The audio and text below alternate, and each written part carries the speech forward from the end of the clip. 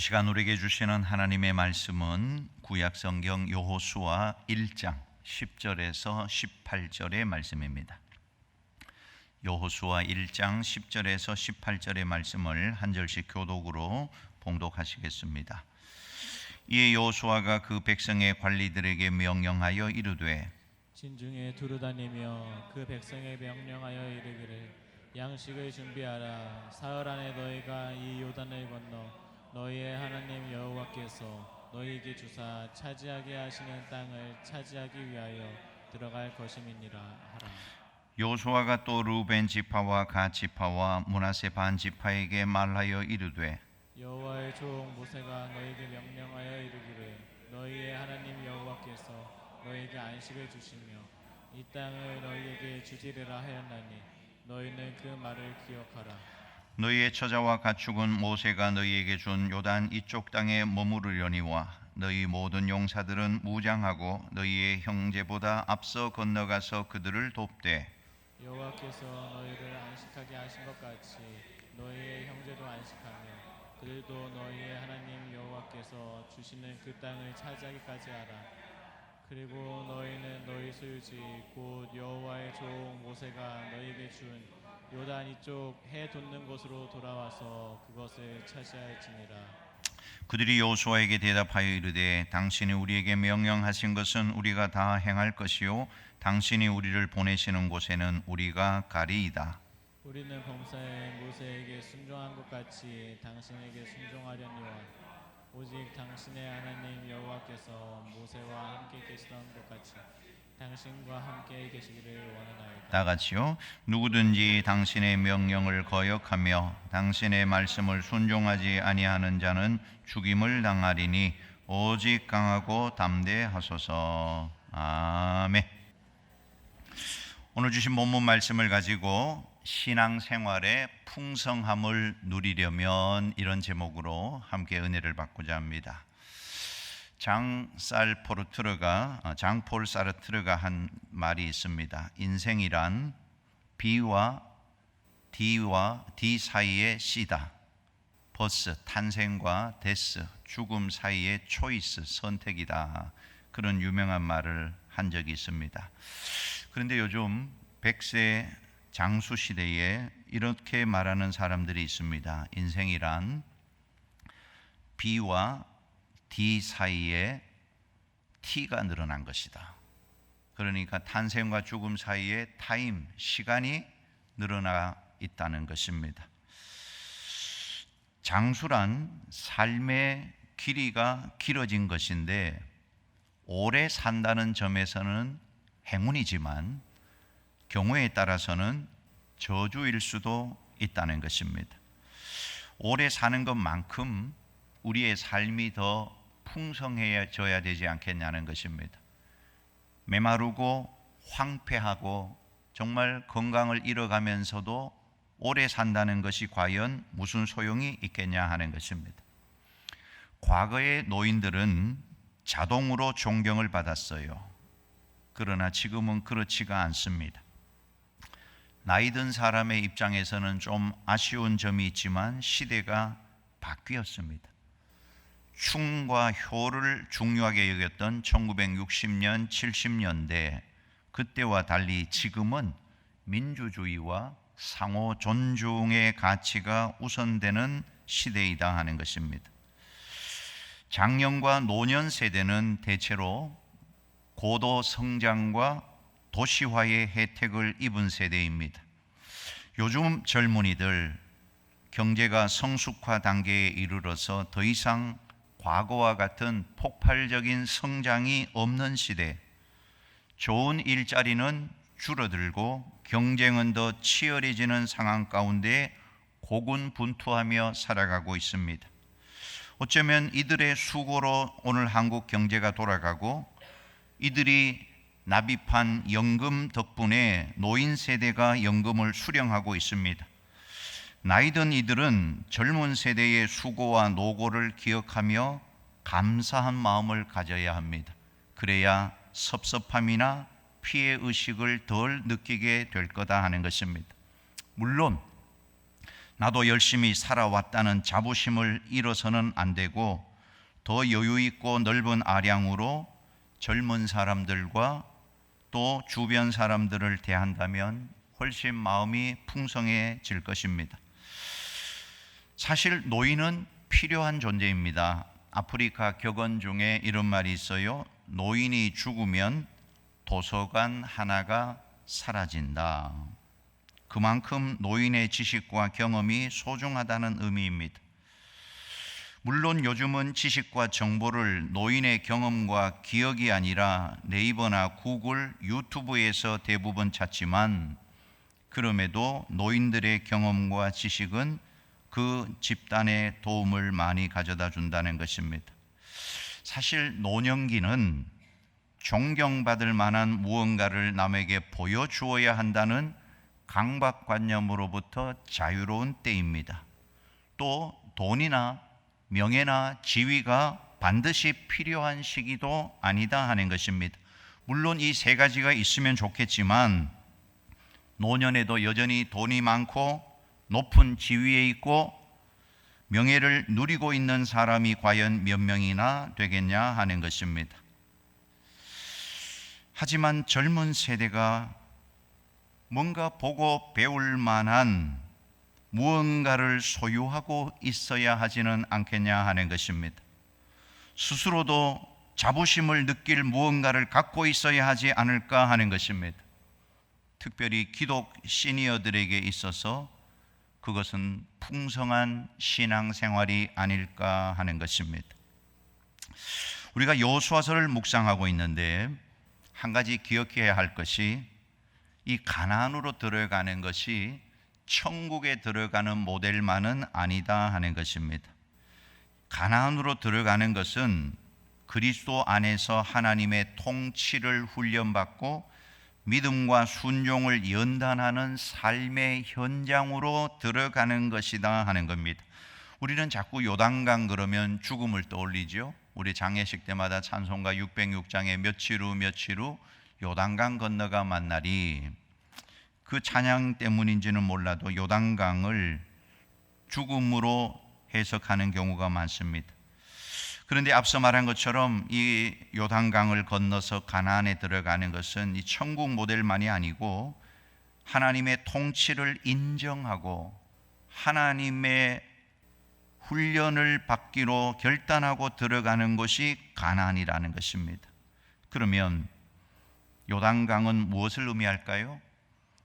불순종으로 점철되었던 광야 생활의 삶의 방식, 옛 습관들, 옛 고정관념, 불순종의 삶을 수장시키는 것이 요단강이라는 것입니다. 우리는 이 요단강에서 과거에 잘못된 것을 수장시키고 가나안으로 들어가는 것, 그러니까 매주일 예배 시간은 요단강에 들어가는 작업을 해야 하는 것입니다. 한 주간 동안 잘못된 과거의 악습과 불순종의 시간들을 수장해야 하는 것입니다. 그리고 우리는 가나안에 들어가서 하나님이 주시는 풍성한 삶을 누려야 한다는 것입니다. 자, 그러면 우리가 가나안 땅에서 풍성한 신앙생활을 누리려면 과연 어떻게 해야 될 것인가? 오늘 세 가지를 살펴보고 함께 은혜를 받고자 합니다. 첫 번째는 하나님의 말씀에 순종해야 한다는 것입니다. 오늘 본문 10절과 11절 같이 한번 읽어보겠습니다. 이에 여호수아가 그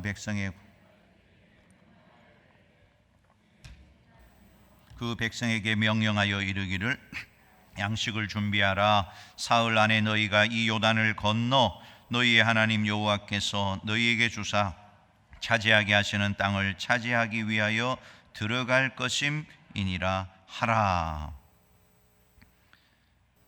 여호수아는 하나님이 말씀하시면 환경과는 관계없이 무조건 순종했습니다. 자, 지금 여전히 요단강은 흘러 넘치고 있고 여리고는 버티고 있고 가나안 주민들 장대하여서 거인 족속이어서 과연 저들을 넘어뜨릴 수 있을까? 모두가 불안해하고 있는 상황 속에 여호수아가 단호하게 명령하는 것입니다. 이런 여호수아의 의지는 여호수아 11장 15절에도 잘 나타나 있는데 한번 같이 읽어볼까요?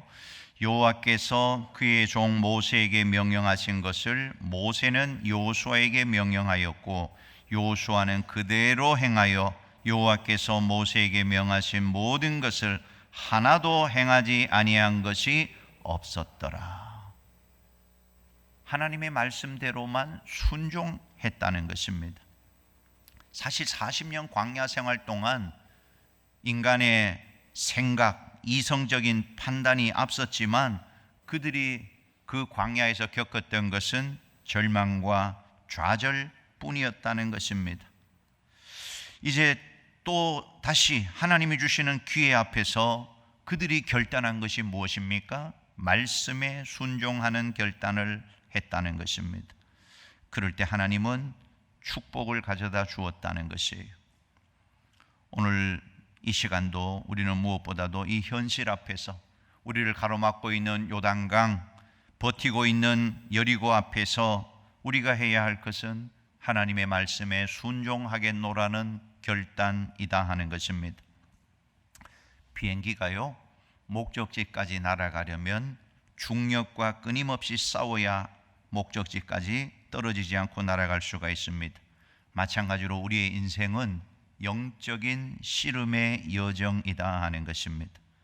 성령께서 우리를 항상 보호해 주시는 것처럼 사단도 끊임없이 우리를 공격하고 있다는 것입니다. 그래서 우리는 인생을 영적 전쟁이라고 말해요.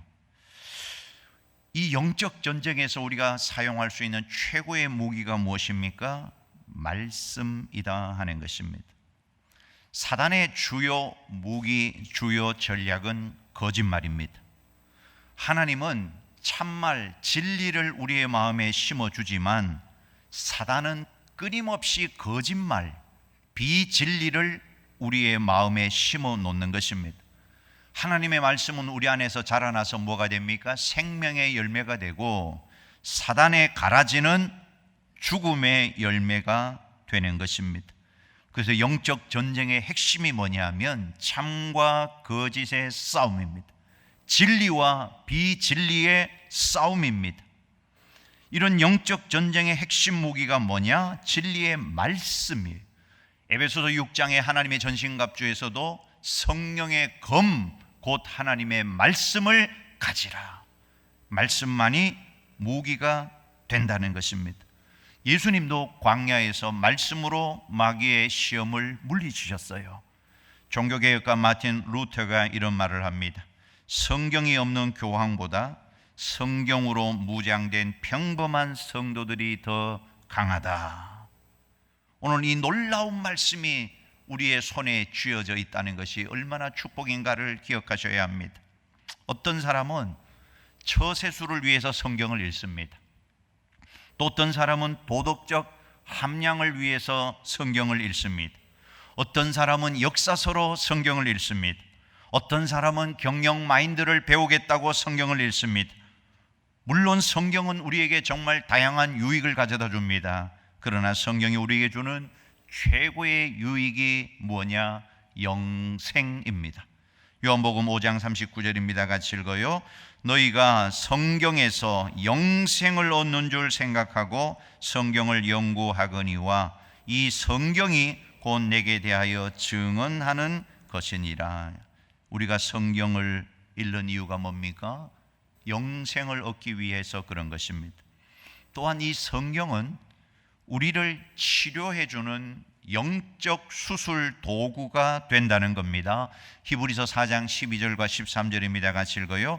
하나님의 말씀은 살아있고 활력이 있어 좌우의 날선 어떤 검보다도 예리하여 혼과 영과 및 관절과 골수를 찔러 쪼개기까지 하며 또 마음의 생각과 뜻을 판단하나니 지으신 것이 하나도 그 앞에 나타나지 않음이 없고 우리의 결산을 받으실 이의 눈앞에 만물이 벌거벗은 것 같이 드러나느니라. 오늘날 많은 현대인들이 불안증에 시달리고 있습니다. 그리스도인이 되어서도 여전히 정신적으로 정서적으로 이상 증세에 시달리는 사람들이 많습니다. 왜 그럴까요? 과거보다 현대인들의 정신력이 약해서일까요?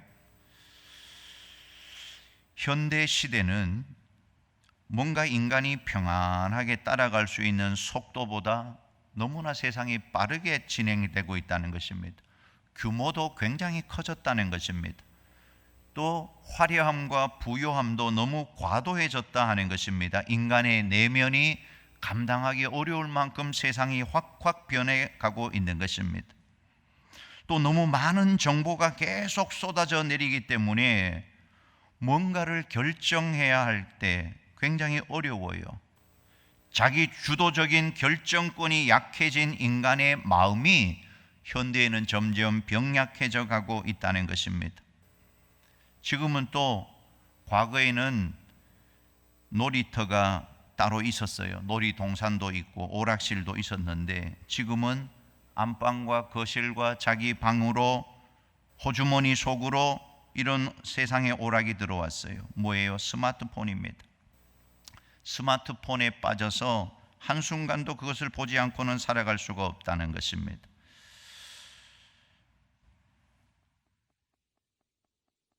기술 집약적인 첨단 과학 문명 사회, 우리에게 많은 편리함과 이로움을 가져다 주었지만 세상은 더 경쟁적으로 노력하지 않으면 자기 꿈을 실현하기가 어려운 시대로 이렇게 점점 바꾸어져 가고 있다는 것입니다.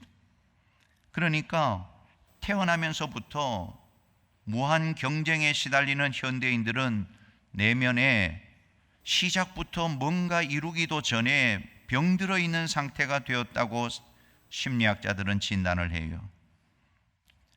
자, 그렇지만 여러분, 하나님은 하나님의 말씀으로 우리를 치료하신다는 사실을 꼭 기억해야 합니다.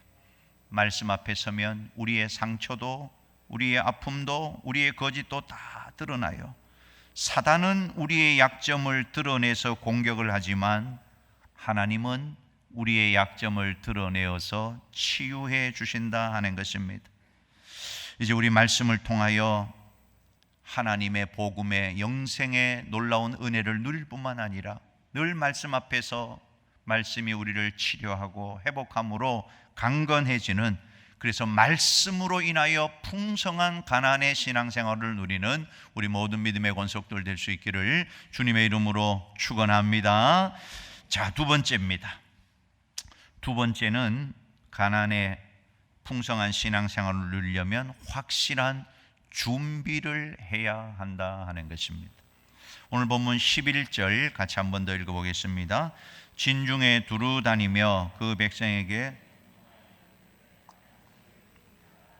사흘 안에 너희가 이 요단을 건너 너희 하나님 여호와께서 너희에게 주사 차지하게 하시는 땅을 차지하기 위하여 들어갈 것임이니라 하라. 이제 가나안으로 들어가야 합니다. 그들에게 필요한 것은 양식입니다. 무기도 점검을 해야 합니다. 정말 새로운 현실 앞에서 철저하게 준비해야만 들어갈 수 있는 곳이 가나안 땅입니다. 그런데 이런 현실적인 준비도 중요하지만 더 중요한 준비가 있어요. 그것은 바로 믿음의 준비이다 하는 것입니다. 영적인 무장이 필요하다는 것이에요. 믿음으로 준비해야 하고 또 실제적으로도 준비해야 한다 하는 것입니다. 교회라는 공동체는 학교가 아닙니다. 교회를 운영하고 경영하기 위해서는 회의도 해야 하고 전략도 짜야 하고 계획도 세워야 합니다. 다 중요합니다. 그러나 교회라는 영적 공동체는 믿음으로 가는 공동체이다 하는 것입니다. 11절 마지막에 들어갈 것임이니라 하라. 이 말은 그렇게 백성들에게 믿음으로 선포하라는 것입니다. 자, 여러분 신앙생활 하면서 눈에는 보이지 않고 손에는 잡히지 않고 아무것도 없는 것 같은데도 말씀을 의지하여 믿음으로 선포한 경험이 있습니까? 보통 이런 믿음의 선포를 꿈이라고도 하고 비전이라고도 합니다. 우리에게는 이런 믿음의 선포가 반드시 있어야 하고 거기에 걸맞는 현실적인 준비가 필요하다 하는 것입니다. 이 두 가지의 균형이 잘 이루어져야 해요. 믿음의 선포만 있고 꿈의 선포만 있고 준비가 없다면 그것도 안 될 일이고, 세상적으로 준비는 열심히 하면서 믿음의 준비가 되지 않아서 믿음의 선포가 없다면 그 또한 허무한 인생이 되고 말 거다 하는 것입니다. 자, 요즘은 너무나 좋은 시대를 살아갑니다. 그런데 어떤 분이 글을 쓴 걸 보니까 왜 뉴턴이나 바하 같은 거장들이 나오지 않을까? 피아노도 더 좋고 기술도 더 좋고 모든 것이 과거보다 더 좋은데 왜 거장이 나오지 않을까 하는 것입니다. 과거 17세기, 18세기쯤에 쓰여졌던 청교도들의 신앙 서적을 읽어보면 묵상의 깊이가 너무나 깊다는 것입니다. 조나단 에드워드나 존 오웬이 쓴 책을 읽어보면요, 하나님을 향한 사고의 깊이가 우리가 따라갈 수가 없다는 것입니다. 똑같은 사람인데 그때는 컴퓨터도 없고, 얼마 전에 우리 목회자 챗 GPT 세미나를 했었는데 챗 GPT AI도 없고 볼펜이나 필기도구도 없는 그 불편한 시대인데 어떻게 그 사람들은 그렇게 훨씬 더 깊게 하나님을 연구할 수 있었을까 하는 것입니다. 왜냐하면 그때는 볼 게 없었어요. 방해받을 요소가 적었다는 것입니다. 카톡도 없고 이메일도 없고 인스타그램도 없었다는 것입니다.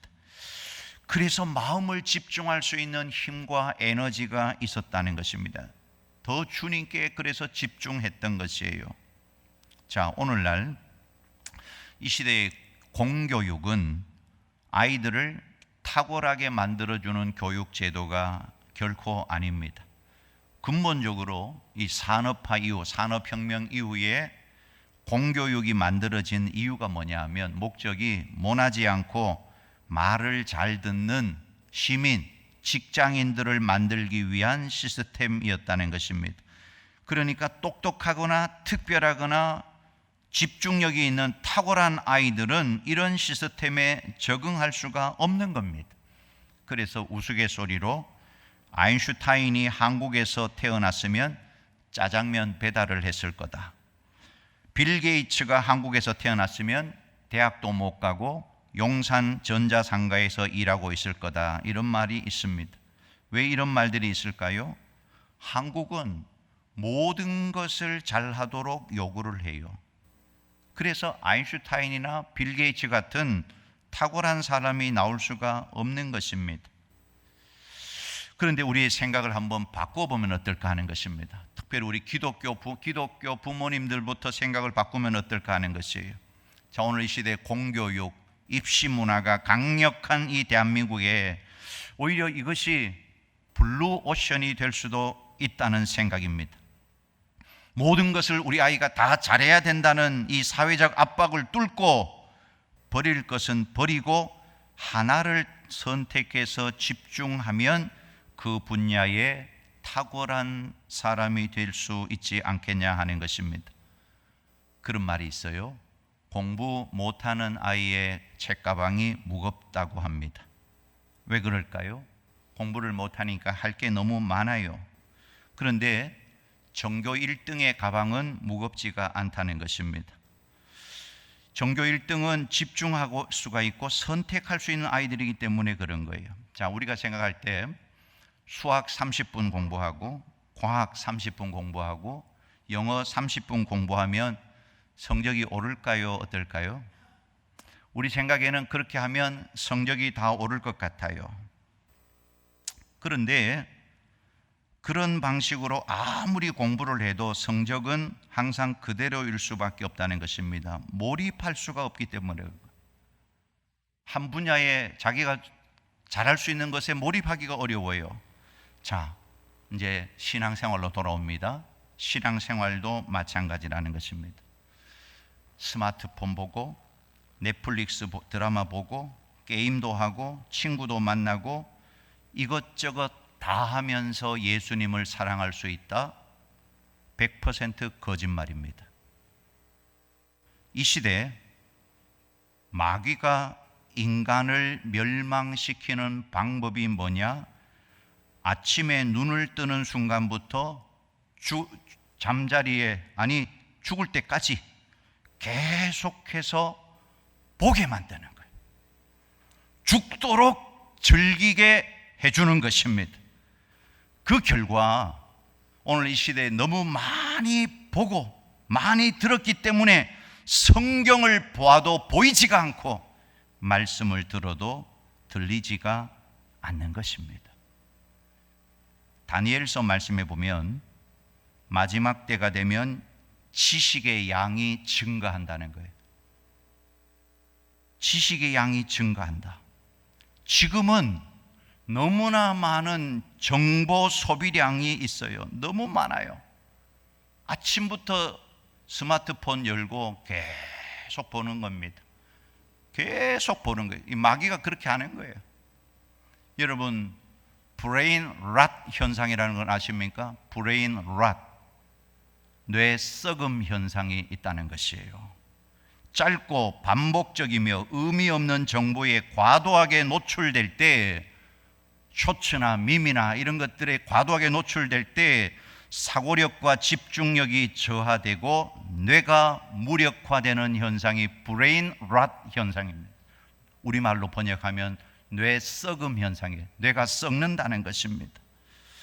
자, 여러분, 이제 우리가 믿음을 위해서, 영적 무장을 위해서 버릴 것을 과감하게 버려야 합니다. 아멘도 안 하네요. 여러분, 스마트폰 이렇게 보다 보면 또 보다가 그 다음에 또 있는가 보다가 또 보다가 올리고 1시간도 가고 2시간도 가고 잠자기 전에도 그렇게 하고 신앙생활 잘할 수가 없단 말입니다. 오늘 하나님 앞에 다시 결단해야 돼요. 여기가 요단강입니다. 수장시켜야 돼요. 뭘 수장시켜야 되느냐? 정말 주님 앞에 내가 버려야 할 것이 뭔가? 내 인생에 내 시간을 좀먹고 분주하게 만드는 것이 무엇인가? 다시 하나님의 말씀 앞에 설 수 있는 믿음의 성도들 다 되어지시기를 주님의 이름으로 축원합니다. 자, 마지막 세 번째입니다. 우리가 풍성한 신앙생활을 누리려면 공동체가 하나가 되어야 합니다. 교회가 하나가 되어야 풍성한 신앙생활을 할 수가 있는 거예요. 12절과 13절 같이 한번 읽어보겠습니다.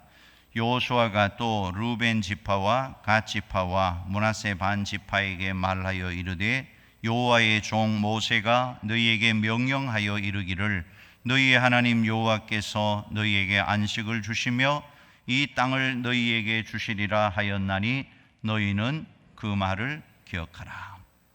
지금 이스라엘 공동체가 가나안에도 들어가기 전에 두 부류로 나누어지고 말았어요. 이미 요단 동편의 땅을 분배받은 세 지파하고 나머지 지파 간에 분열이 일어난 것입니다. 요단 동편에 루벤 지파, 갓 지파, 므낫세 절반, 반 지파, 므낫세 반이라는 뜻이에요. 이미 땅을 분배를 받았다는 것입니다. 자, 이 세 지파의 공통점이 있는데 전쟁에 능한 용사의 집안이었다는 것입니다. 그러니까 지금까지 광야를 거쳐오고 가나안까지 오기까지 수많은 전쟁도 있었는데 그때마다 앞장서서 싸워서 이겼어요. 그러니까 이기다 보니까 이 지파들에게 노획물이 많이 분배가 되고 부자가 된 것입니다. 그러니까 이들 지파, 세 지파의 마음속에는 굳이 요단강을 건너서 또 가나안 족속과 싸워서 그 땅을 차지할 필요가 있나? 지금 여기 차지한 요단 동편에도 이 좋은 땅이 있으니까, 그러니까 약속에 대한 열망이 사라진 것입니다. 그래서 이들이 모세에게 우리는 요단강 건너가지 않겠다. 그러니까 모세가 절충을 하는 것입니다. 좋다. 내가 너희 말을 듣겠다. 너희들 여기서 살아라. 그런데 조건이 있다. 그 조건은 뭐냐 하면 너희 처자들은 이 요단 동편에 자리를 잡고 살고 있고 너희 용사들은 요단강을 건너서 다른 지파들과 함께 전쟁을 싸우고 난 다음에 모든 게 종결되면 다시 이 땅에 와서 살아라. 14절과 15절 같이 읽어봅니다. 너희의 처자와 가축은 모세가 너희에게 준 요단 이쪽 땅에 머무르려니와 너희 용사들은 무장하고 너희의 형제보다 앞서 건너가서 그들을 돕되 여호와께서 너희를 안식하게 하신 것 같이 너희의 형제도 안식하며 그들도 너희의 하나님 여호와께서 주시는 그 땅을 차지하기까지 하라. 그리고 너희는 너희 소유지 곧 여호와의 종 모세가 너희에게 준 요단 이쪽 해돋는 쪽으로 돌아와서 그것을 차지할지니라. 모든 정복이 끝나면 돌아와도 좋다는 것입니다. 그러니까 세 지파가 뭐라고 말해요? 16절 똑같이 읽어요. 그들이 여호수아에게 대답하여 이르되 당신이 우리에게 명령하신 것은 우리가 다 행할 것이요 당신이 우리를 보내시는 곳에는 우리가 가리이다. 그렇게 하겠다는 것입니다. 그러니까 얼마나 이 말이 여호수아에게 용기가 되었겠냐 하는 것입니다. 16절에서 18절 읽고 말씀 맺겠습니다. 그들이 여호수아에게 대답하여 이르되 당신이 우리에게 명령하신 것은 우리가 다 행할 것이요 당신이 우리를 보내시는 곳에는 우리가 가리이다. 우리는 범사에 모세에게 순종한 것 같이 당신에게 순종하려니와 오직 당신의 하나님 여호와께서 모세와 함께 계시던 것 같이 당신과 함께 계시기를 원하나이다. 누구든지 당신의 명령을 거역하며 당신의 말씀을 순종하지 아니하는 자는 죽임을 당하리니 오직 강하고 담대하소서. 세 지파가 뭐라고 그래요? 우리가 맡겨준 일 우리가 하겠다. 그리고 지도자 여호수아에게 순종하겠다. 어쩌면 지금 불안해하고 있는 여호수아에게는 굉장한 격려와 위로가 되는 그들의 응답이었다 하는 것입니다. 가장 힘들고 불투명한 현실 앞에서 그들의 격려가 공동체를 이끌어가고 하나님의 뜻을 이루어가는 여호수아와 이스라엘 백성들에게 힘과 용기를 주었다 하는 것입니다. 오늘 이 시대에 모든 성도들은 어쩌면 격려가 필요할 것입니다. 목회자도 평신도도 오래된 교인도 새로 나온 교인도 청년도 어른도 다 격려가 필요한 사람들입니다. 격려가 무엇입니까? 넘어지지 않도록 일으켜 세워주는 것입니다. 낙담과 좌절에 있는 사람을 다시 일으켜서 하나님이 보여주시는 아름다운 길로 가게 하는 것입니다. 여러분, 공동체가 서로를 격려하고 세워주고 하나가 될 때 풍성한 신앙생활을 유지할 수가 있다는 것입니다. 이제 우리 교회는 100주년을 향하여 달려갑니다. 오늘 보니까 로고가 멋있죠? 새로 바뀌어졌어요. 읽어볼까요? 시작. 믿음의 100주년, 새로운 100주년 될 줄로 믿습니까? 믿음으로 선포하고 믿음으로 준비하고 마음이 하나가 되어 달려가면 하나님이 일하십니다. 하나님이 역사하십니다. 이 일에 우리 모두의 마음이 하나가 되어야 돼요. 서로를 격려해야 합니다. 아마 이 세 지파와 나머지 지파는 서로 의심했을 수도 있어요. 과연 저들이 땅을 차지했는데 우리를 도와줄까? 그렇지만 역사를 보십시오. 그들이 그 땅을 건너와서 함께 정복전쟁을 할 때 그 가나안 땅을 하나님이 차지하게 해주셨다는 것입니다. 오늘 우리 교회가 이런 비전을 향하여 믿음으로 달려가는 풍성한 신앙생활의 주인공이 다 될 수 있기를 주님의 이름으로 축원합니다.